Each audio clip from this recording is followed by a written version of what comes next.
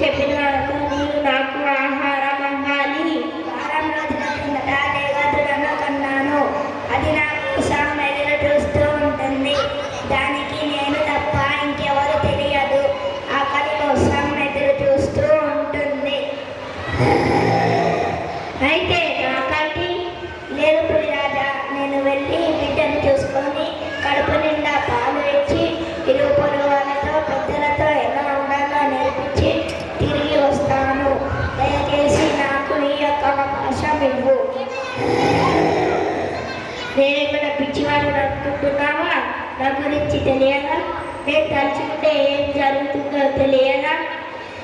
అలా కాదు పులిరాజా, నా కోరికని మన్నించు. సరే వెళ్ళిరా. తన రాకను గమనించిన దూడ తల్లిని చూసి గంతులేస్తుంది. అప్పుడు ఆవు తన బిడ్డని దగ్గరికి వెళ్ళి హత్తుకొని కన్నీటితో ఇలా అంటుంది. కన్నా, నీవు జాగ్రత్త. సమయానికి భోజనం చేయి. ఇరుగు పొరుగు వాళ్ళతో పెద్దలతో కలిసి మెలిసి ఉండు. అసత్యం పడకవద్దు. బుద్ధిగా ఉండు. మంచి పేరు తెచ్చుకో. నేను ఒక చోటికి వెళ్తున్నాను. మళ్ళీ తిరిగి రాకపోవచ్చు. ఆవు నన్న కోసం నేను నిజంగానే పిచ్చివాడిని.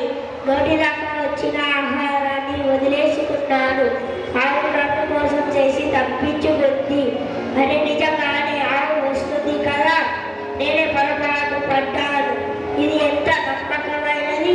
ప్రాణం కన్నా ఇచ్చిన మాట విలువను ఇచ్చిన ఆవు నిజాయితీ నాకు నచ్చింది. ఇప్పుడు నీ ఇష్టం పులిరాజా. ఓ నా మాట, నీవు సామాన్యమైన దాని కాదు.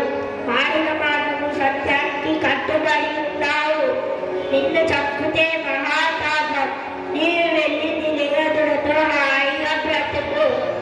చూసారా, ఎన్ని కష్టాలు ఎదురైనా మనం ఇచ్చిన మాటకు కట్టుబడి ఉంటే ఆ నిజాయితీ మనల్ని ఏదో ఒక రూపంలో కాపాడుతుంది.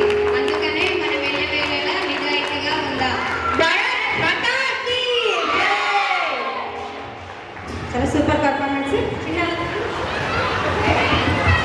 చిన్నతో పాఠశాల సమితి ఉపాధ్యక్షుడిగా మార్గదర్శనం చేసిన శ్రీ విజయ నరసింహారెడ్డి గారు వేదిక మీదకి రావాల్సిందిగా కోరుచున్నాము.